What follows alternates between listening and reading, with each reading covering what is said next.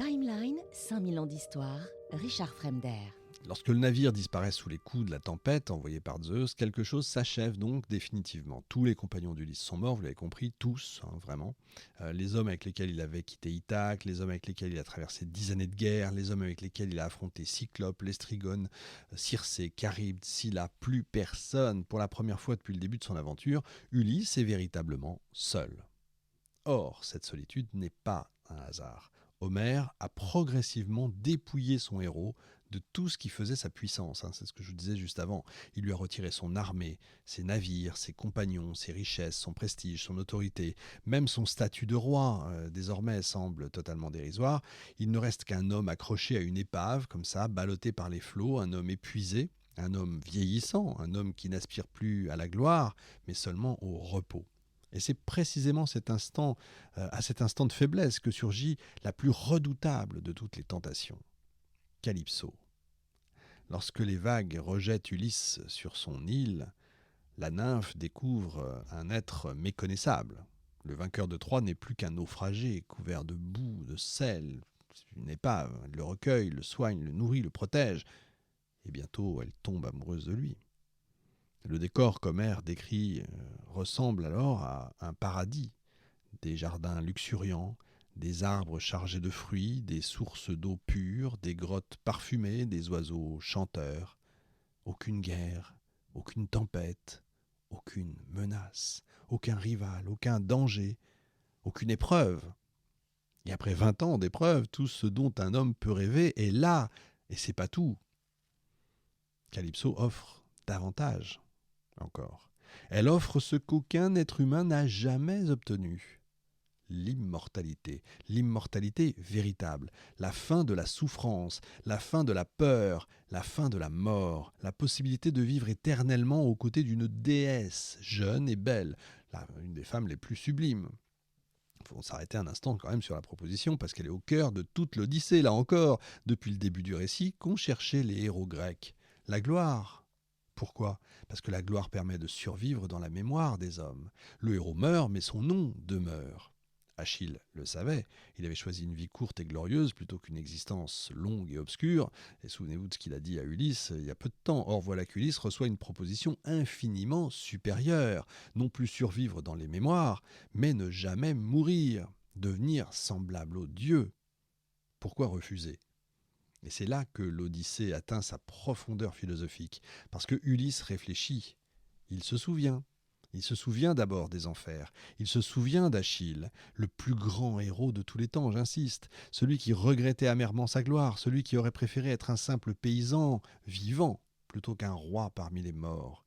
Il se souvient aussi de Titon, cet homme auquel les dieux avaient accordé l'immortalité sans lui accorder la jeunesse éternelle, condamné à vieillir indéfiniment, condamné à survivre à tous ceux qu'il aimait, condamné à devenir une caricature de lui-même. Et surtout, Ulysse pense à Ithaque. Il pense à Pénélope, à Télémaque, à Laërté, à sa maison, à ses souvenirs, à son identité. Et soudain, une évidence s'impose.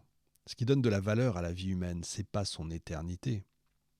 C'est précisément sa fragilité, parce qu'elle est limitée, parce que justement elle s'achève, parce que le temps nous est compté.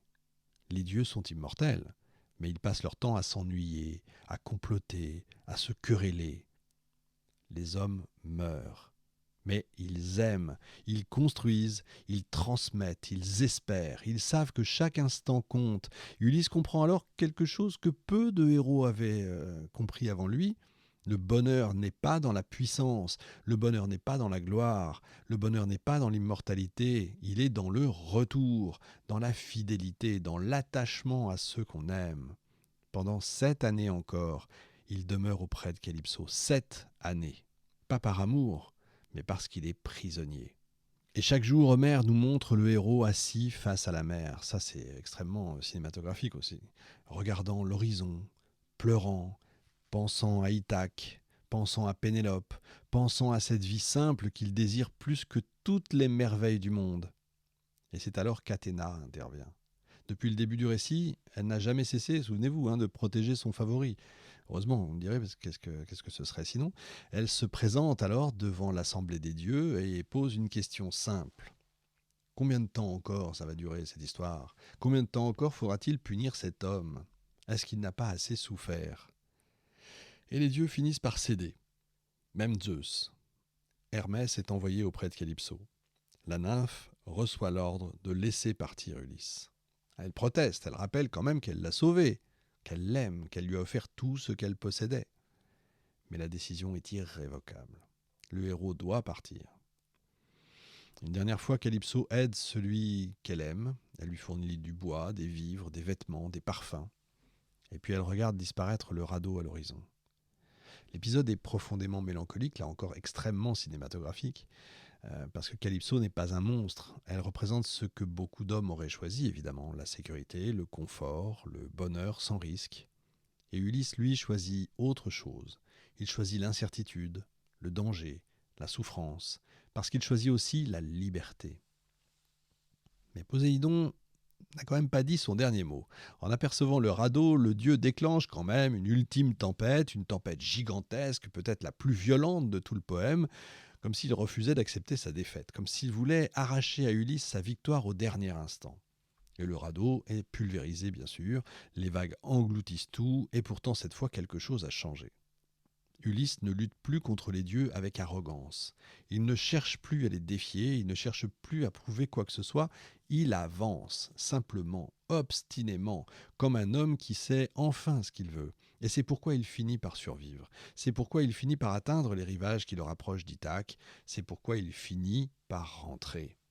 On peut désormais répondre à la question que j'ai posée au début de cette émission. Pourquoi Ulysse met-il 20 ans à rentrer chez lui?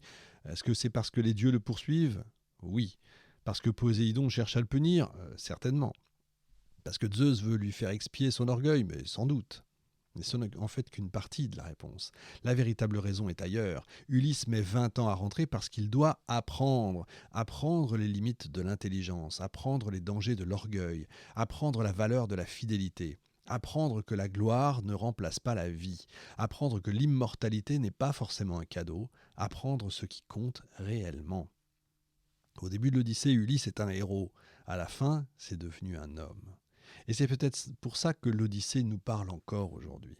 Parce que derrière les cyclopes, les sirènes, Circé, Calypso, Homère raconte une histoire universelle.